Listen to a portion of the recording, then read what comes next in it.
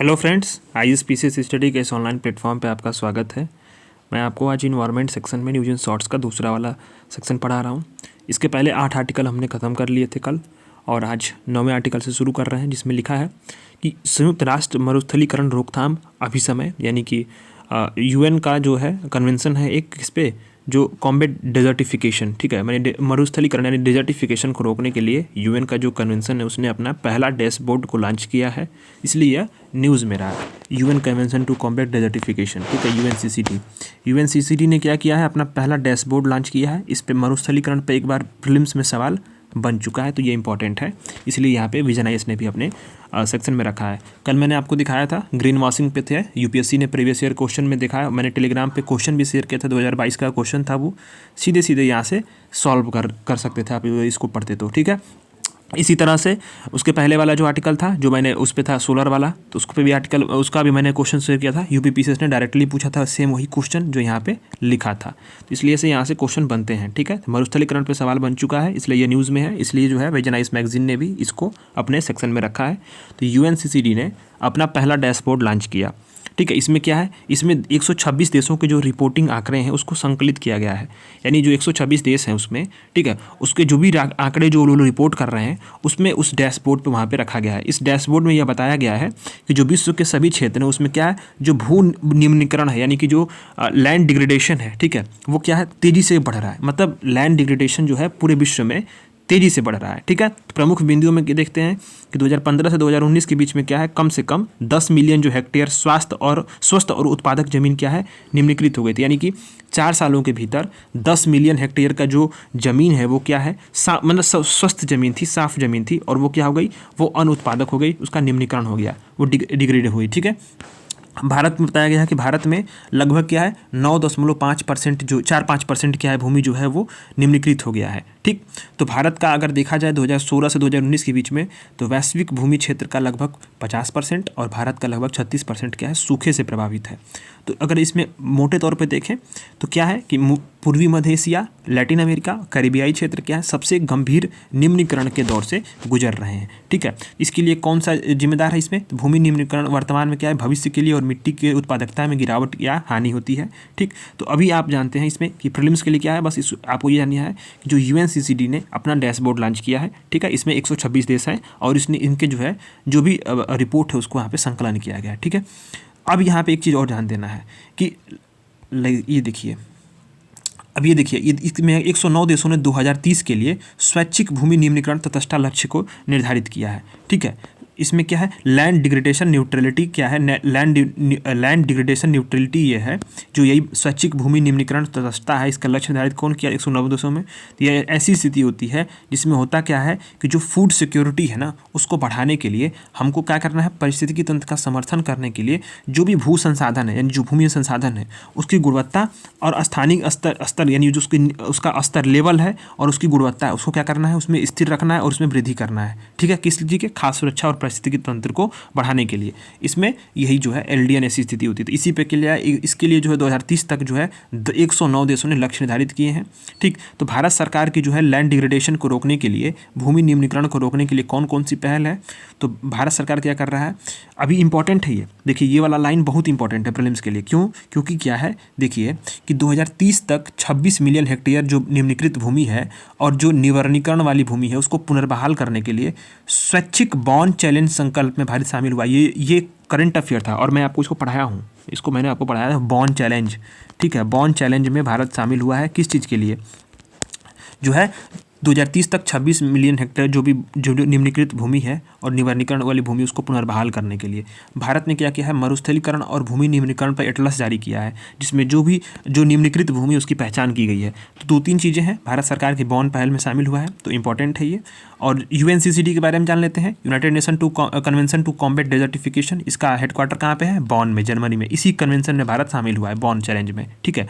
तो 1994 में इसको स्थापित किया गया था। इसका मात्र एक ही मात्र कार्य है कि मरुस्थलीकरण से और सूखों के प्रभाव से निपटने के लिए कानूनी रूप से बाध्यकारी, ये बात समझ लीजिए यहाँ पे, कानूनी रूप से, ये शब्द ही बहुत तगड़ा है, कानूनी रूप से बाध्यकारी फ्रेमवर्क है, एकमात्र फ्रेमवर्क है पूरी दुनिया में। मरुस्थलीकरण से यानी डेजर्टिफिकेशन से और सूखे से निपटने के लिए पूरी दुनिया में एकमात्र कानूनी रूप से बाध्यकारी शामिल है। ठीक है, तो जब भारत बॉन चैलेंज में शामिल हो गया है तो अब क्या है कि भारत की लायबिलिटीज कानूनी रूप से बंध गई है, कानूनी रूप से अब इसको जो है मानना पड़ेगा। ठीक, तो यही इसका है, तो भारत इसका सदस्य है। ठीक, ये बात को आपको जान लेना है। कार्य यही है कि भूमि का संरक्षण करना है, पुनर्बहाल करना है और क्या करना है, एक संधारणीय भविष्य को सुनिश्चित करना है। तो भारत क्या है, यूएनसीसीडी का एक हस्ताक्षर करता है। ठीक, और भारत में इसके जो बॉन चैलेंज में शामिल हुआ है तो उसके कार्यान्वयन के लिए कौन सा नोडल मंत्रालय होगा, तो पर्यावरण, वन और जलवायु परिवर्तन मंत्रालय होगा और उसी के लिए जो है वही उसी के देखरेख में जो है भूमि नियमनीकरण से हम लोग निपटेंगे। ठीक है, तो ये है उसकी मेन चीज़ क्या थी, उसने यूएनसीसीडी ने अपना डैशबोर्ड लॉन्च किया, 126 देशों की रिपोर्टिंग जो आंकड़े थे उसको यहाँ पे दिया जाएगा। फिर 109 देशों ने क्या है कि स्वैच्छिक भूमि नियमनीकरण तथा लक्ष्य को निर्धारित किए हैं। भारत सरकार की पहले क्या है, बॉन चैलेंज में शामिल हुआ है, बस और बात खत्म। यूएनसीसीडी का जो हेडक्वार्टर है वहाँ के वहाँ बॉन जर्मनी में है और ये क्या है, कानूनी रूप से मतलब इसमें बाध्यकारी फ्रेमवर्क है, बस खत्म। आते हैं हम लोग 10वें वाले आर्टिकल पे, इसमें दिया है sand and dust storm. Sand and dust storm क्या है, किसी में समन यानी कि ठीक है अनुकूलन नीति और जोखिम उपायों के लिए एक इसी से क्या है एक रिपोर्ट जारी की गई। इसी सैंड एंड डस्ट स्टॉर्म के शीर्षक से इसमें सैंड एंड डस्ट स्टॉर्म क्या है, कृषि में समन अनुकूलन एडॉप्टेशन के लिए पॉलिसी और जोखिम प्रबंधन उपायों के लिए मार्गदर्शन शीर्षक से क्या हुआ एक रिपोर्ट जारी की गई। यहाँ पे देख सकते हैं sand and dust storm guide to mitigation adaptation policy and risk management measure in agriculture. इससे एक रिपोर्ट जारी की गई। किसने जारी किया है इसको, food and agriculture organization FAO ने इसको जारी किया है, बहुत इंपॉर्टेंट है। इसमें बताया गया है कि जो भी सैंड और धूल और जो गर्दे भरी जो आंधी आती है, तूफान आते हैं, बार बार आने से क्या होता है कि बार बार आना जलवायु परिवर्तन के प्रभाव को जो पूर्वानुमान लगाए गए हैं उन्हीं के अनुरूप है। मतलब जो भी पूर्वानुमान हम लगाए हैं कि जलवायु परिवर्तन के जो होगा तो उससे अनुरूप ये सब चीज़ें होंगी, उसी के अनुरूप जो है सैंड और डस्ट स्टॉर्म जो है बार बार आ रहे हैं। ये तूफान क्या है, विश्व में जो शुष्क भूमि है यानी कि जो सूखी हुई भूमि उसके विस्तार के, शुष्कता में वृद्धि के और भीषण होते सूखे के संकेत हैं। इसी कारण जो है धूल भरी आंधी और तूफान जो है ये बार बार आ रहे हैं। होता क्या है, जब सैंड एंड डस्ट स्टॉर्म तब उत्पन्न होता है जब प्रबल और विक्षोभ वाली जो पवनें होती हैं। होता क्या है कि जब निम्न वनस्पति आवरण यानी कि जहाँ वनस्पति नहीं होगा और जो भूमि शुष्क होगी सूखी होगी वहाँ से अगर गुजरेंगी तो वहाँ के सतह से जो मिट्टी का कण होगा उसको अपर्दित कर देंगी, तो यहाँ से अपर्दन बढ़ेगा और ये जहाँ जाएंगी वहाँ जा करके यहाँ पे डिपॉजिट करेंगे। तो इससे होता क्या है कि बहुत बड़ी समस्या होती है, लैंड डिग्रेडेशन होता है, भूमि निम्नीकरण बढ़ रहा है, डेजर्टिफिकेशन अभी ऊपर आपने पढ़ा ना, डेजर्टिफिकेशन और भूमि निम्नीकरण बढ़ रहा है। तो इसमें कहीं ना कहीं जो है ये वाला जो है सैंड एंड डस्ट स्टॉर्म जो है ये भी बहुत बड़ा भूमिका निभा रहा है। तो विश्व में जो 75% डस्ट हैं वो प्राकृतिक स्रोत से और 25% क्या है मानव जनित स्रोत से उत्पन्न हो रहे हैं। तो डस्ट मतलब अगर आप कोई गाड़ी जा रही है रोड पे तो आप जानते हो धूल उड़ती होगी, लेकिन उससे भी अधिक जो है आप देख लीजिए 75% जो सैंड और डस्ट है वो कहाँ पे है, डस्ट कहाँ से हो रही है, धूल जो है ये प्राकृतिक स्रोत से हो रही है। ठीक है, तो एसडीएस के लिए कौन कौन से जिम्मेदार हैं, तो आप जान लीजिए कि सैंड एंड डस्ट स्टॉर्म के लिए भूमि उपयोग में परिवर्तन हो रहा है, कृषि और वनों की कटाई हो रही है, तो ये सारी चीज़ें हैं। ठीक है, तो ये क्या है जो सैंड एंड डस्ट स्टॉर्म है ये क्या है, इसमें से जो 17 जो एसडीजीज हैं हमारे, टोटल कितने एसडीजीज हैं 17। मैंने एसडीजीज के स्पेशल क्लासेस लिए हैं, उसमें मैंने आपको दिखाया बताया। नीचे आप जाएंगे सेक्शन में तो बहुत नीचे एक प्ले लिस्ट होगी, उसमें मैंने एसडीजीज का बहुत अच्छे से पढ़ाया था, उसमें सारे एसडीजीज मैंने कवर कर दिया था। तो उसमें 17 एसडीजीज में से क्या है 11 को इसमें प्रभावित करता है, कौन, सैंड एंड डस्ट स्टॉर्म। ठीक है, जैसे क्या है कि इसमें उदाहरण के लिए एसडीजी 6 जो है स्वच्छ जल और स्वच्छता, इसकी भी प्राप्ति में दिशा में बाधित होती है, क्योंकि धूल जमा होगी तो जल की गुणवत्ता जाहिर सी बात कम हो जाएगी। जो ग्लेशियर पर अगर धूल जमा होगी तो उष्णता प्रभाव मतलब गर्मी होगा, फिर बर्फ पिघलने की दर बढ़ जाएगी। सैंड ब्लास्टिंग की वजह से होता क्या है कि पौधे टूट जाते हैं, धूल में दब जाते हैं, जड़ें बाहर दिखने लगती हैं। अगर मान लीजिए ऐसे धूल उड़ गया तो पौधे की जड़ें बाहर दिखने लगेंगी, तो कृषि उपज कम होगी। सैंड ब्लास्टिंग होता क्या है, जैसे कि मतलब सैंड ब्लास्टिंग ये होता है कि जो अति महीन कण होते हैं मिट्टी की वो ऊपर से क्या होती है, उसका ऊपरी परत क्या है बहुत तेज वेग से गिरती हैं, मतलब काफ़ी स्पीड से गिरती हैं। इससे होता क्या है कि जो महीन कण जब गिरती है तो उससे होता क्या है कि जो मृदा की ऊपरी सतह होगी ना उसका अपरदन होगा और फिर ये उड़ जाएगी, तो फिर ये कहीं जा गिरेगी, इससे क्या होगा पूरा लैंड डिग्रेड हो जाएगा। ठीक है, इसके लिए सिफारिशें की गई हैं कि भूमि और जल का संधारणीय प्रबंधन हो, मृदा के जो स्तरीकरण के लिए स्ट्रक्चरल उपाय किए जाएं। ठीक है, जोखिम प्रभाव मूल्यांकन करके उसकी मैपिंग करके और हम लोग उसको प्रभावी तरीके से निपटें, ये बात यहाँ पे की गई है। जो जोखिम गवर्नेंस है उसको भी मजबूत करना चाहिए, ये बातें की गई हैं, प्रीलिम्स के लिए नहीं है। तो एसडीजीज की आवृत्ति को कम करने के लिए कौन कौन सी पहले शुरू की हैं, प्रीलिम्स के लिए थोड़ा सा इंपॉर्टेंट हो सकता है, तो थोड़ा सा इसको देखते हैं। यूएनसीसीडी अपनाया गया था वैश्विक में, आप जानते ही हैं। भारत क्या है वैश्विक पहले इसमें जानते हैं कि WMO ने सैंड एंड डस्ट स्टॉर्म परियोजना भी शुरू की है। किसने शुरू की है? WMO ने। ठीक है, WMO के बारे में ऊपर मैंने अभी बताया हुआ है, कल ही क्लास में मैंने WMO के बारे में सारी चीज़ें बताई थी। ठीक है, UNCCD के जो पक्षकार हैं उसके 14वें सम्मेलन में COP14 में United Nation coalition and combating SDS sand and dust storm पहल शुरू की गई थी। यानी जो COP14 शुरू हुआ था, COP14 में सैंड एंड डस्ट स्टॉर्म से निपटने के लिए पहल शुरू की गई थी, WMO ने शुरू की है। भारत सरकार क्या कर रही है? भारत सरकार अरावली जो श्रेणी है, अरावली श्रेणी आप जानते होंगे, ये भारत का अगर मैप हो गया तो अरावली श्रेणी ये है। ठीक है, तो अरावली श्रेणी के चारों क्या है बफर जोन बनाने के लिए अरावली हरित दीवार परियोजना शुरू की है। किस चीज़ के लिए? सैंड एंड डस्ट स्टॉर्म को रोकने के लिए अरावली हरित दीवार परियोजना। ठीक है, इसी तरह से राष्ट्रीय जलवायु परिवर्तन कार्य योजना NAPCC के तहत राष्ट्रीय ग्रीन इंडिया मिशन की शुरुआत की गई है। राष्ट्रीय ग्रीन इंडिया मिशन की शुरुआत की गई है किसके तहत? NAPCC के तहत, राष्ट्रीय जलवायु परिवर्तन कार्य योजना के तहत। इंपॉर्टेंट बात है यहाँ पे, राष्ट्रीय ग्रीन इंडिया मिशन की शुरुआत की गई भारत सरकार की। ठीक है, तो ये बात है यहाँ पे, बस खत्म हो गया ये बार आर्टिकल। अब आते हैं हम लोग rand sender remove from RST। CITES की बैठक हुई थी, आपको पता है साइट्स जो होती है वो क्या, संकटग्रस्त जो प्रजाति होती है उसके लिए एक अंतर्राष्ट्रीय समझौता है। साइट्स को आपने पढ़ा होगा उसमें इन्वायरमेंट वाले सेक्शन में। तो उसी में क्या हुआ कि जो एक उसमें क्या है कि उसमें RST से हटाने का निर्णय लिया गया। RST होनी क्या है? Review of significant trades. ठीक है, इसी के जो लिस्ट है उसमें से किसको हटाया गया? रेड सैंडर्स को हटाया गया। ठीक है, ये इसलिए न्यूज़ में है, इसके बारे में जानेंगे। फिर हम लोग मतलब ट्रॉपिकल टिम्बर्स के बारे में समझेंगे। इसके साथ साथ जो है कि हिमालय क्षेत्र में जो भूस्खलन हो रहा है उसका जोखिम और अन्य चीज़ों को समझते हुए यहाँ पे आर्टिकल खत्म हो जाएगा। ठीक है, ज़्यादा नहीं है आज यहाँ पे हम लोग इन्वायरमेंट सेक्शन को कंप्लीट करने वाले हैं। तो साइट की जो अस्थायी समिति है उसकी बैठक हुई, उसमें 77वीं बैठक हुई। तो उसमें रेड सेंडर्स को RST से हटाने का निर्णय लिया गया। ठीक है, RST यहाँ दिया गया। पहली बात समझ लीजिए, रेड सेंडर्स को समझ लीजिए। ठीक है, अभी रेड सेंडर्स को आप एक बार समझिए इसको है, और एक शब्द है RST। RST क्या होती है? रिव्यू ऑफ सर्टिफिकेटेड जो है सिग्निफिकेटेड ट्रेड्स। यानी होता क्या है कि जो भी पौधे हैं, ठीक, पौधे होते हैं, जो भी जानवर होते हैं, ठीक है, उस पर जो भी उनका आयात निर्यात होता है, तो जो निर्यात होता है ना, मान लीजिए हमने कहीं उसको निर्यात किया, तो उस पर नज़र रखने के लिए साइट जो होती है वो क्या करती है? एक प्रक्रिया अपनाती है। ठीक है, तो इसी प्रक्रिया के माध्यम से जो अस्थायी समिति होती है जांच करती है कि जो भी साइट्स का नियम है उसके तहत पालन उसका हो रहा है कि नहीं। अगर जो है अगर पालन नहीं होगा तो उस पर क्या होगा? अनुशासनात्मक कार्रवाई, डिसिप्लिनरी जो है एक्शन लिया जाएगा वहाँ पे। ठीक है, व्यापार का निलंबन भी कर दिया जाएगा। ठीक, तो भारत में जो रेड सेंडर्स हैं वो क्या है? 2004 से ही RST प्रक्रिया के अंतर्गत हैं। मतलब ये क्या है कि RST जब अगर हटेगा तभी जो है जो इससे उगाने वाले किसान क्या करेंगे? इसके वैध व्यापार की आपूर्ति श्रृंखला से जुड़ पाएंगे। ठीक, तो मतलब साइट्स पहले समझ लेते हैं। साइट्स क्या है? साइट्स जो होता है कि जो भी मान लीजिए आप जानते हो कन्वेंशन है साइट का। तो साइट क्या है? एक जो भी प्राणी जात और वनस्पति जात होती है, मतलब जो भी जंतु होंगे, पौधे होंगे, उनकी जो संकटग्रस्त प्रजातियाँ होंगी ना, उनकी संरक्षण के लिए जो है अंतर्राष्ट्रीय स्तर पर एक कन्वेंशन है।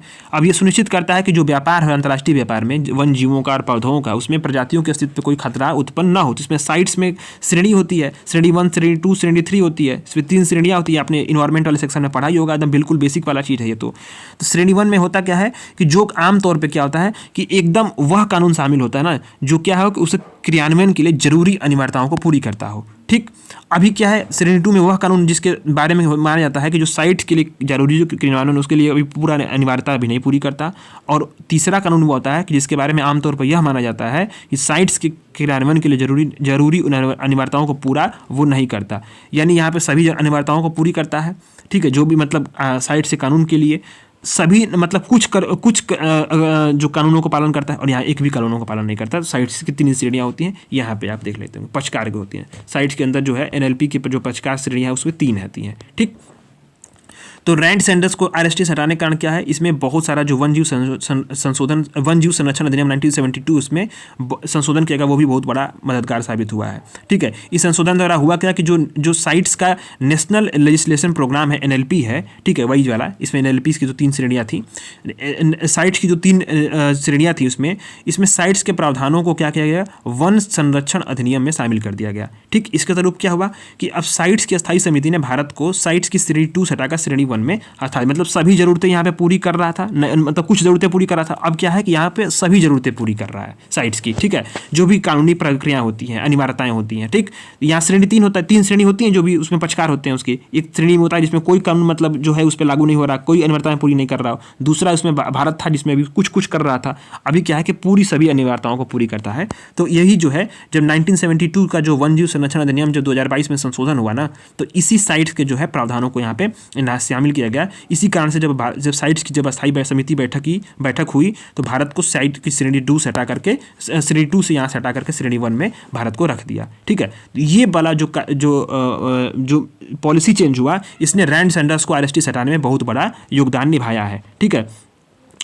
मतलब आप इसमें देख सकते हैं आप, तो रैंड सैंडर्स होते क्या हैं, पहली बात वो समझ लीजिए। रैंड सैंडर्स क्या होते हैं? एक लाल चंदन और येरा चंदनम और रक्त चंदनम के बारे में जान लीजिए। ये होता क्या है कि पूर्वी घाट पे आप ये जान लीजिए, ये भारत है, ठीक है, मान लीजिए भारत है।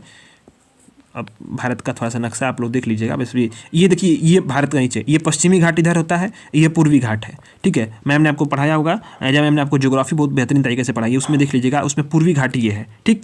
तो उसमें क्या है कि ये है पूर्वी घाट के शुष्क पर्णपाती वन की क्या है, एक स्थानीय प्रजाति है। इसे क्या बोलते हैं? रेड सैंडर्स को बोलते हैं पूर्वी घाट का गौरव। ये पूछेगा सवाल, पूर्वी घाट का गौरव किसको बोलते हैं? इसको बोलते हैं रेड सैंडर्स को बोलते हैं, ठीक है। तो ये क्या है? ये लाल चंदन, येरा चंदन व रक्त चंदनम, ठीक है। इसको येरा चंदनम बोलते हैं या लाल चंदन बोलते हैं, और रक्त चंदन उसी को रेड जो है चंदन है, उसी को रेड सैंडर्स बोलते हैं, ठीक है। तो ये लाल चंदन है ये, ठीक। तो इसकी क्या है कि इसको जो है अगर आप देखा जाए तो IUCN की जो सूची है, लाल सूची, उसमें क्या है एंडेंजर्ड के रूप में रखा गया था। साइट का जो परिशिष्ट 2 है ना, उसमें इसको शामिल किया गया था। और जो वन्य जीव संरक्षण अधिनियम की अनुसूची 4 में इसको सूचीबद्ध किया गया था, ठीक। इसमें होता क्या है कि जो अभी सवाल ये पूछता है कि होता क्या है कि देखिए, जिस टोमेटो होता है वो किस चीज़ की, जो तत्व के प्रजनन के कारण वो लाल होता है, ठीक है। तो इसी तरह से जो लाल चंदन, सवाल पूछता है, ये पूछा हुआ सवाल है तो इसलिए बता रहा हूँ, आप सर्च करिएगा उसको। जो लाल चंदन है वो क्या है? जो सेंटालिन एक वर्णक होता है लाल रंग का, उसी कारण से क्या होता है, ये रेड होता है। अब लाल लकड़ी के कारण होता है कि लकड़ी का मूल्य काफ़ी अधिक होता है लाल चंदन का, तो इसमें होता है एक पदार्थ होता है सेंटालिन।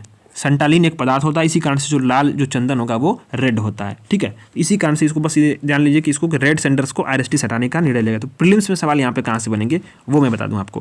तो प्रीलिम्स में सवाल यही बन सकता है कि जो रेड सैंडर्स है, ठीक है, उसका आप समझ लीजिए ये वाला लाइन, मतलब ये क्या है, उष्णकटिबंधीय शुष्क पर्णपाती वन में है, पूर्वी घाट पे है, और पूर्वी घाट का गौरव बोलते हैं।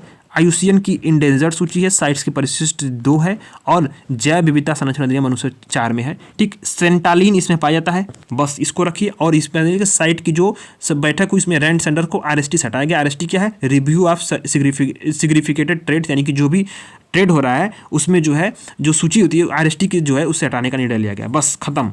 साइट्स के बारे में आप जानते हैं, इसको आप तो बेसिक पढ़े होंगे, इसको छोड़ दीजिए। बस इतना ही आपको प्रीलिम्स के लिए ध्यान देना है। देखिएगा, अगर PT 365 की मैगजीन आएगी, PT 365 की मैगजीन, तो मैं पूरा पढ़ाऊंगा, बट क्या है कि यही इतना ही इसमें शामिल किया जाएगा। देख लीजिएगा, इतना लाइन और इतना लाइन, बस यही इसी चीज़ों को उसमें से काट के PT 365 बन जाती है। इसलिए जो है अगर आप मैगजीन कर रहे हैं तो आपको PT 365 और मेंस 365 अलग से पढ़ने की जरूरत नहीं है, क्योंकि मैगजीन की ही सारी चीज़ों को उसमें मेंस और प्री के हिसाब से काट देते हैं, तो वही आती है। तो उस समय आता है, इसलिए हम लोग पहले ही पढ़ ले रहे हैं, तो पहले पढ़ लेने से हम लोग को रिवीजन बाद में करना रहेगा, बाकी कुछ चीज़ें टेंशन नहीं लेने रहेगी। ट्रॉपिकल टिम्बर, इसका जो बैठक है इंटरनेशनल ट्रॉपिकल टिम्बर ऑर्गेनाइजेशन की, इसका 59वां बैठक समाप्त हुआ। इसमें उद्देश्य यह है कि जो उष्णकटिबंधीय वन है उसका संधारणी प्रबंधन संबंधित गतिविधियां उसको बढ़ावा दिया जाए, यानी कि जो भी उष्णकटिबंधीय वन होते हैं उसका जो है सस्टेनेबल जो है मैनेजमेंट उसका हो, SMN सस्टेनेबल मैनेजमेंट उसका प्रबंधन सुनिश्चित हो, उसी को बढ़ावा दिया जाए। यही जो है इंटरनेशनल ट्रॉपिकल टिम्बर ऑर्गेनाइजेशन की बैठक में बात की गई है। इस सत्र में क्या हुआ, जो उष्णकटिबंधीय वन है उसको संधारणी रूप से जो इमारती लकड़ी के अनुरूप व्यापार को बढ़ावा देने पर जोर यहाँ पे दिया गया, ठीक है। तो ITTO क्या है, पहले इसको जान लीजिए। इसका हेडक्वार्टर कहाँ पे है? इसका हेडक्वार्टर है याकोहामा रणनीति आप जानते होंगे, याकोहामा जो है जापान में है। यह क्या है, एक अंतर सरकारी संगठन के रूप में कार्य कर रहा है ITTO, ठीक है। इंटरनेशनल ट्रॉपिकल टिम्बर ऑर्गेनाइजेशन एक 1987 से इंटर गवर्नमेंटल ऑर्गेनाइजेशन के रूप में कार्य कर रहा है। यह संगठन क्या करता है, उष्णकटिबंधीय जो वन उसका संधारणी मैनेजमेंट और संरक्षण को बढ़ावा देता है। EU सहित 75 सदस्य हैं। भारत इसका सदस्य है। इसका जो है जो गवर्निंग बॉडी है, छोड़ दीजिए इसको, भारत इसका सदस्य है, बस समझ लीजिए। EU सहित 75 सदस्य हैं, यानी EU क्या है, एक वहाँ पे जैसे इसी साल UPSC पे एक सवाल बना था, EPFO का पेपर था, उसमें पूछा था कि जो G20 उसमें कितने देश हैं, उसमें था EU एक क्या है, एक पूरा ऑर्गेनाइजेशन सी है, ठीक है, और प्लस क्या है जो देश थे, तो अब क्या है, अब 19 देश थे, ये G20 हो गया। फिर इसके बाद क्या हुआ, अभी जो है अफ्रीकन यूनियन बन गया, तो दो संगठन हो गए और प्लस देश हो गए, ठीक है। तो इसी तरह से यहाँ पे 75 सदस्य हैं और 74 सदस्य हैं और प्लस EU है इसमें, ITTO में, ठीक है। तो इसी तरह से बना के आपको देखना है। तो इसमें क्या हुआ कि जो उष्णकटिबंधीय इमारती वन है उसका क्या होता है कि अगर आप थोड़ा सा डिटेल में समझे इस आर्टिकल को, तो यहाँ एक समझ लीजिए, ITTO के बारे में समझ लिया और न्यूज़ समझ लिया, तो प्रीलिम्स के लिए काम यही हो गया। पर थोड़ा सा और डिटेल में जाते हैं कि इसमें इमारती लकड़ी वगैरह को समझते हैं कि जो उष्णकटिबंधीय वन होता है उसमें इमारती लकड़ी का प्रमुख स्रोत क्या होता है, कौन कौन से पेड़ होते हैं, तो इसमें से लाग है, सॉनवुड है, विनियर सीड्स है और प्लाईवुड है, ठीक है। तो विश्व के कुल वनों में कितना उष्णकटिबंधीय वन है, 45%। और ये उष्णकटिबंधीय वन होते क्या है कि जो कर्क रेखा होती है और मकर रेखा, ठीक है, उसी के बीच में होता है, कर्क रेखा और मकर रेखा के बीच में जो है ये पाए जाते हैं उष्णकटिबंधीय वन, इसी के बीच में, ठीक है, ये वाला क्षेत्र। अब ये कौन कौन से, अमेजन वर्षा वन है, कांगो बेसिन है, ये सब तमाम जो है इसका यूज कहाँ होता है, निर्माण कार्य में यूज होता है, जैसे मकान बनाने में, रेलवे स्लीपर में, तटबंधों में, जेट्टी में, ईंधन में होता है, फिर अन्य उपयोग में, कागज में, रेयन के उत्पादन में, ठीक है। अब इसी तरह से बहुत सारे खतरे हैं, ये सब मेंस के लिए, प्रीलिम्स के लिए यहाँ सब इंपॉर्टेंट नहीं है, सब बस मैं बता दे रहा हूँ तो आपको समझ लीजिए। तो वनों की कटाई के खतरे हो रहे हैं, वनों का क्षरण हो रहा है, वनाग्नि हो गया, वन में आग, जलवायु परिवर्तन हो रहा है, अवैध वन कटाई हो रहा है, ईंधन के लिए लकड़ियों का संग्रह किया जा रहा है, तमाम चीज़ें हैं, कृषि और शहरीकरण से भूमि उपयोग में परिवर्तन हो रहा है, तो ये सारे खतरे हैं इसे समझ। तो उष्णकटिबंधीय इमारती लकड़ी के संबंध में कौन कौन सी पहले शुरू करी है, तो ये यही है 2006 में क्या है, अंतर्राष्ट्रीय उष्णकटिबंधीय इमारती लकड़ी समझौता ITTA जो है इसको शामिल किया गया। इसने अपनी रणनीतिक कार्य योजना 2026 तक लाई, ठीक। CBD नामक सहयोग फल की गई, ठीक है। उष्णकटिबंधीय वन जैव विविधता के लिए CBD नामक सहयोगात्मक पहल शुरू की गई और UNCED के तहत जो है वनों पे इंटर गवर्नमेंटल पैनल और फोरम स्थापित की गई। तो बहुत सारे पहले हैं, इसको छोड़ दीजिएगा, उतना इंपॉर्टेंट नहीं है। जो इंपॉर्टेंट है बता दिया। ये वाला बड़ा इंपॉर्टेंट है, नोहा दिहिंग म्यूजिक फ्रॉग, इतना इंपॉर्टेंट है कि समझ लीजिए कि इसी साल एक पेपर हुआ है इसमें पता नहीं मुझे वन लाइनर क्वेश्चन में आया था, ये किसी वनडे एग्जाम्स में आया था। सोच लीजिए वनडे एग्जाम्स में इंपॉर्टेंट था ये, अब इतना इंपॉर्टेंट है ये। तो भारतीय वन जीव संस्थान है ना, उसके जीव वैज्ञानिक थे, उसमें अरुणाचल प्रदेश में म्यूजिक फ्रॉग की एक नई प्रजाति सुनी, म्यूजिक फ्रॉग, इसका नाम ही क्या है, नोहा दिहिंग म्यूजिक फ्रॉग। ये कहाँ पे है, नामदफा कामलांग भू क्षेत्र, नामदफा कामलांग भू क्षेत्र जो है अरुणाचल प्रदेश में, जो भी वहाँ पे जियोग्राफिकल रीजन है नामदफा में, ठीक है। नामदफा का आपने नाम सुना ही होगा, ठीक। उस क्षेत्र में क्या म्यूजिक फ्रॉग की एक प्रजाति सुनी गई। इसका नाम किस पे रखा गया है, नोहा दिहिंग नदी के सहायक पे रखा गया है। नोआ दिहिंग नदी जो है नोआ दिहिंग नदी जो है ये क्या है, ये जो है ये क्या, ब्रह्मपुत्र की सहायक नदी है, ब्रह्मपुत्र की सहायक नदी है। आप जानते होंगे इसको, आपने जो है जो रिवर वाली क्लास है जियोग्राफी वाली, उसमें मैंने पढ़ाया गया था, मैम ने पढ़ाया था आपको, ठीक है। ब्रह्मपुत्र की एक सहायक नदी है नोआ दिहिंग, इसी के नाम पर इसका नाम रखा गया है। ये अरुणाचल प्रदेश में म्यूजिक फ्रॉग की यहाँ पे प्रजाति, इसी का नाम है नोहा दिहिंग नदी के नाम पे, ठीक। तो ये क्या है, निदिराना जीनस का मेढक है, ठीक। भारत में इस प्रजाति का पहला बार मेढक देखा गया है। तो इसके अनोखी आवाज़ है, इसी के चलते इसको हम लोग म्यूजिक फ्रॉग खोजते हैं। तो सीधे सीधे बात जान लीजिए, अरुणाचल प्रदेश में म्यूजिक फ्रॉग खोजा गया है, नोहा दिहिंग के कारण उसका नाम है नोहा दिहिंग म्यूजिक फ्रॉग। अभी किस लिए है, क्योंकि ये नोहा दिहिंग जो है ब्रह्मपुत्र की एक सहायक नदी, इसी के नाम पर इसको रखा गया है। बात खत्म।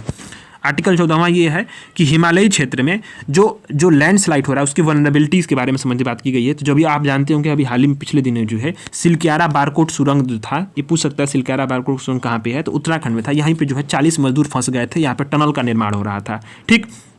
ये सुरंग क्या कर रही थी, दक्षिण छोर पे जो यमुनोत्री को धरासू से जोड़ रही थी। दक्षिण मान लीजिए कि ये सुरंग हो रही थी, यहाँ पे यमुनोत्री थी, यहाँ धरासू था, तो ये धरासू हो गया और ये यमुनोत्री हो गया, इससे जो है इसी को जोड़ रही थी, यहीं पे निर्माण हो रहा था।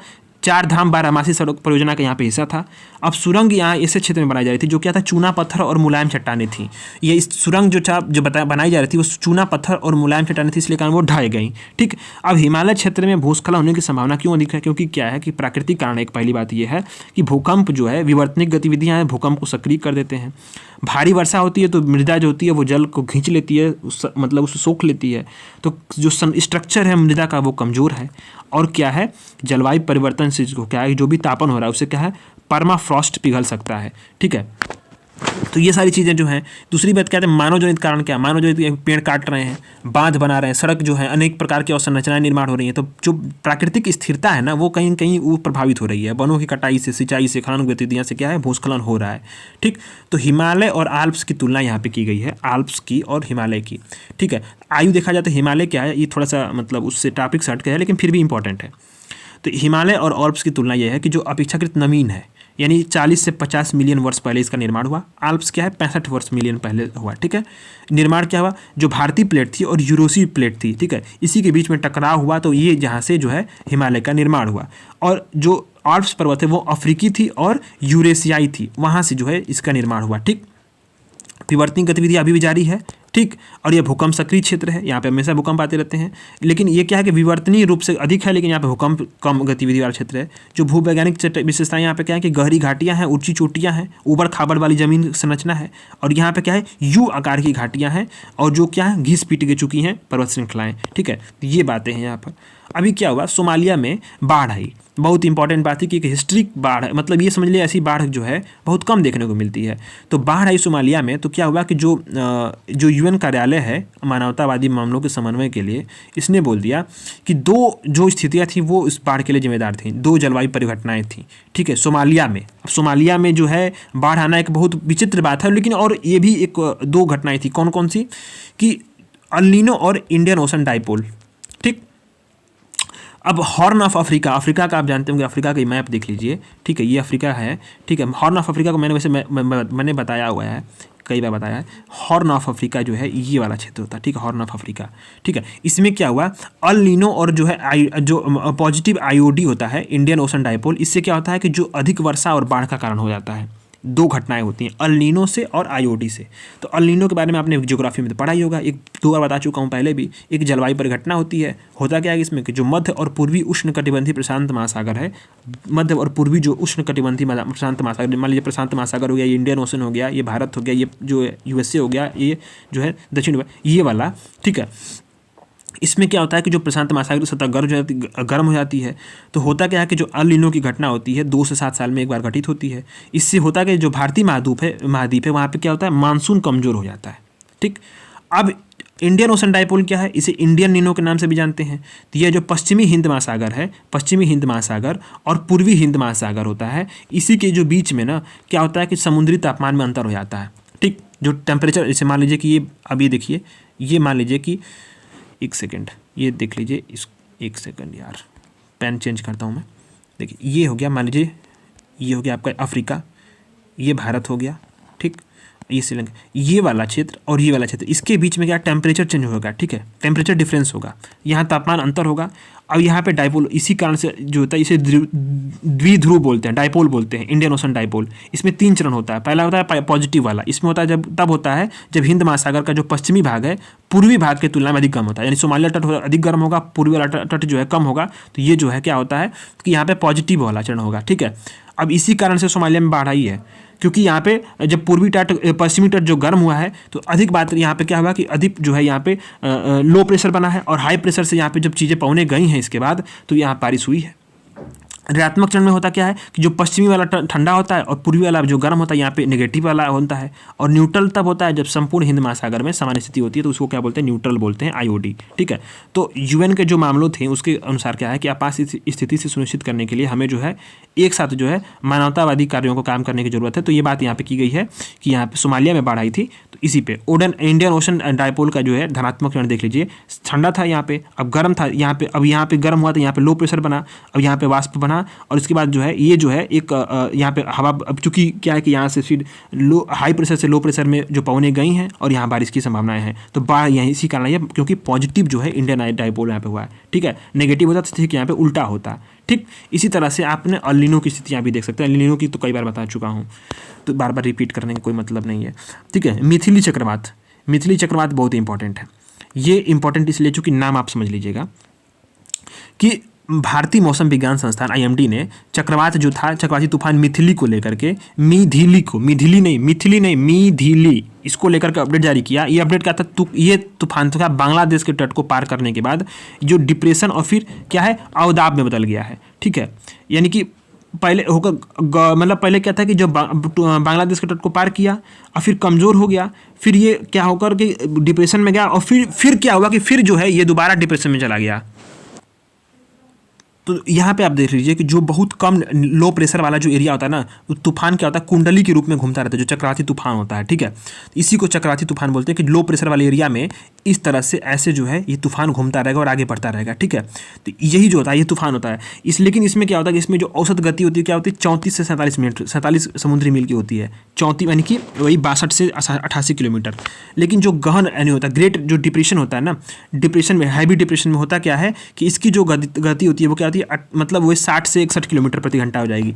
और जब एक अवदाब क्या होता है, एक चक्रवाती विक्षोभ होता है जिसमें होता क्या है कि जो सतह पे जो अब ये 30 से 31 तक हो जाएगी, ठीक है। तो ये 3 प्रकार का है। लेकिन अब बस सबको ध्यान ये देना है कि मिथिली चक्रवात कहाँ पे आया, तो ये बांग्लादेश के तट को पार किया और ये बांग्लादेश की तरफ बंगाल की खाड़ी से आया, ठीक है। तो मिथिली चक्रवात के बारे में, मिथिली की चक्रवात के बारे में बस सबको इतना ही जानना है कि ये इसका लोकेशन कहाँ था। सवाल बस इतना ही से पूछेगा, बाकी चीज़ें गहन अवदाब और अवदाब ऐसी चीज़ें नहीं पूछेगा। भूकंपी झटकों की श्रृंखला ये देख लीजिए कि सिस्मिक अर्थक्वेक स्क्वार्म्स, ये क्या है, आइसलैंड में 5,500 से अधिक जो कम तीव्रता वाले भूकंप आ चुके हैं, ये बात है यहाँ पे। आइसलैंड में 5,500 से कम तीव्रता वाले भूकंप आ चुके। इसको मैंने क्या यहाँ पे कवर किया था, इसको मैंने आपको शॉर्ट्स वाले वीडियो में कवर किया था, शॉर्ट्स वाले में। और वहाँ मैंने बताया था उसको कि वो वीडियो जो है मैं उसको टेलीग्राम पे लिंक दे दूँगा। चाहे शॉर्ट्स वाला सेक्शन जाएगा तो उसमें नीचे देखिएगा आइसलैंड में, ये मैंने उस पर शीर्षक भी है, भूकंप से ये क्या हो गया, लगातार भूकंप आया, मतलब इतनी ज़्यादा भूकंप आया आइसलैंड में कि सब कुछ टूट गया, ठीक, सब कुछ टूट गया। तो इसका कारण ये था कि जो ये क्या था कि ये मध्य अटलांटिक कटक पे स्थित है, ठीक है। और सबसे बड़ा यहाँ पे सक्रिय और ज्वालामुखी क्षेत्र है ये आइसलैंड, ठीक है। इसी कारण से यहाँ पे बहुत बार झटका आया, काफ़ी झटका आया था। इससे क्या हुआ, यह जो है घटना बहुत भयंकर थी और यहाँ पे सब कुछ तहस नहस हो गया था। तो ये क्या है कि जलवायु विस्फोट और अनेक प्रकार की जो है ज्वालामुखी और अनेक जो है हाइड्रोथर्मल प्रणाली और अन्य जो भूतापित क्षेत्र था उसमें क्या सक्रिय हो गया। और इससे हुआ ये कि जो इस श्रृंखला थी ना, उसी को श्रृंखला को क्या बोलते हैं कि जो सिस्मिक अर्थक्वेक स्वार्म, इसको मतलब इस स्वार्म्स अगर दे अगर इंग्लिश में, अगर क्या पता कि इसमें जो श्रृंखला है उसको श्रृंखला न लग करके हिंदी में स्वार्म से ही लिख दे, स्वार्म से ही लिख दे ऐसे करके, तो घबराना नहीं है। मतलब कई बार भूकंप आने की जो घटना होती है उसी को स्वार्म बोलते हैं, सिस्मिक अर्थक्वेक स्वार्म, भूकंपी झटका। तो ये कहाँ पे आया था, ये आया था तुम्हारा आइसलैंड में। तो आइसलैंड में क्यों आया, क्योंकि यहाँ पे मध्य अटलांटिक कटक पे स्थित है और यहाँ बार बार जो है विवर्तनिक जो गतिविधियाँ होती हैं वो होती रहती हैं। और ये क्या है कि यहाँ भूकंप सबका सबसे डेंजर जोन है, यहाँ पे अर्थक्वेक यहाँ बराबर आने लगता है। और यहीं पे एक ज्वालामुखी है जो बराबर जो है वो विस्फोट भी हुआ था, यहाँ ज्वालामुखी विस्फोट भी हुआ था इसी भूकंप के कारण। तो ये न्यूज़ में था, इसी कारण से दिया है। तो 2-3 चीज़ें थी यहाँ पे, बस आपको जानना यहाँ पे है कि यहाँ पे जो भूकंप का जो अर्थक्वेक स्वार्म्स यानी भूकंप घटनाओं की श्रृंखला कहाँ पे आई, तो आइसलैंड में आया, ठीक है। ग्रीनलैंड मत मार दीजिएगा। मिथिली चक्रवात ये आपका बांग्लादेश के तट से आया, ये बंगाल की खाड़ी से, ठीक। सोमालिया में बाढ़ आई थी क्योंकि पॉजिटिव आईओडी था और अलिनो की घटनाएं थी। फिर इसके बाद जो है अब हिमालय क्षेत्र में क्या हुआ, सिलक्यारा बालकोट तुरंग थे, यहाँ पे उत्तराखंड में था। किसको जोड़ रहा था, तो आपको जो है धरासू से यमुनोत्री को, ठीक है।